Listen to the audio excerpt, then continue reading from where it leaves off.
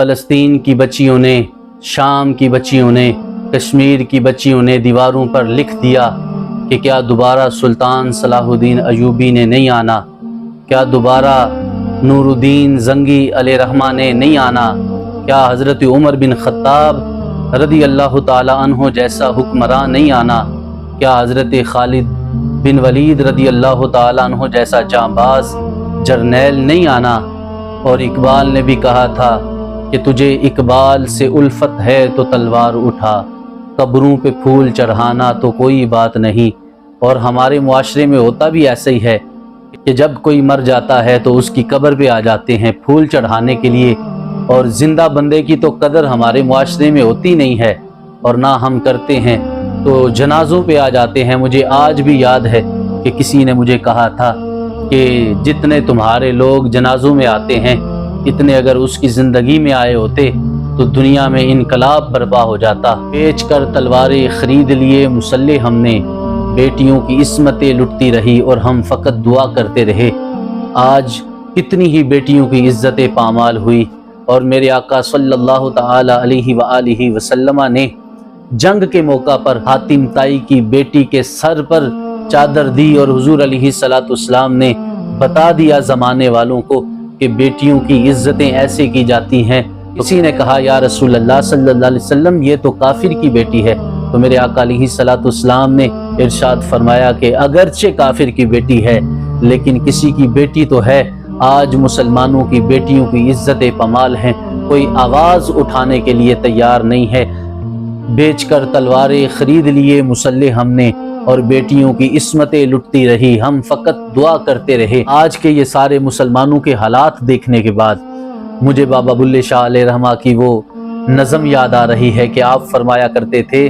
کہ لو بھی پیتی جانا ہے تے حج بھی کیتی جانا ہے،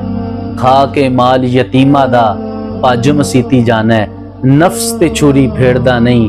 بکرے کیتی جانا ہے، پھٹ دلاں دے سیندا نہیں کپڑے ہی سیتی جانا ہے، بھلے نو بھی سمجھانا یارا اے کی کیتی جانا ہے۔ اور اگر کل قیامت کے دن رسول اللہ صلی اللہ علیہ وسلم کی بارگاہ میں فلسطین کی بچیوں نے، کشمیر کی بچیوں نے، غزہ کی بچیوں نے، شام کی بچیوں نے تمہارے گریبان پکڑ لیے اے ارباب اقتدار، اور پوچھا نبی علیہ السلام کے سامنے کہ یا رسول اللہ پوچھئے اپنے ان کلمہ گو امتیوں سے کہ یا رسول اللہ ان کے پاس تو خالد ٹینک بھی موجود تھا، ان کے پاس تو غوری میزائل بھی موجود تھا، ان کے پاس تو ایٹم بم بھی موجود تھا، اور پھر بھی ہماری عزتیں دنیا میں محفوظ نہ رہیں، اور پھر بھی ہمارے بچے دنیا میں محفوظ نہ رہے، ہمارا مال، ہماری اولادیں، سب کچھ جو ہے وہ برباد کر دیا گیا۔ تو پھر اس وقت کا امتی کیسے حضور صلی اللہ علیہ وسلم کی بارگاہ میں شفاعت کا طلبگار ہوگا؟ اعلیٰ حضرت امام اہل سنت نے فرمایا کہ آج لے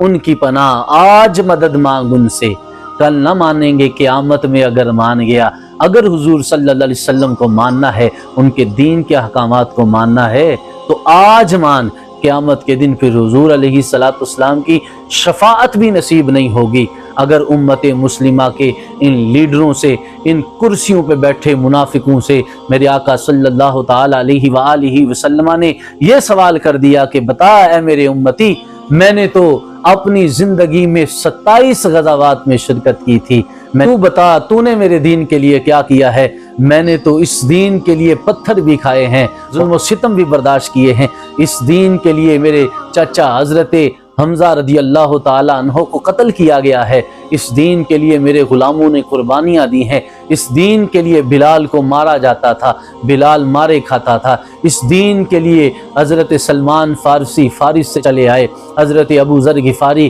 غفارہ سے چلے آئے۔ بتا اے مسلمان تو نے میرے دین کے لیے کیا کیا ہے؟ اس وقت ہمارے پاس شرمندگی کے سوا کچھ نہیں رہے گا۔ پشیمانم پشیمانم پشیما یا رسول اللہ۔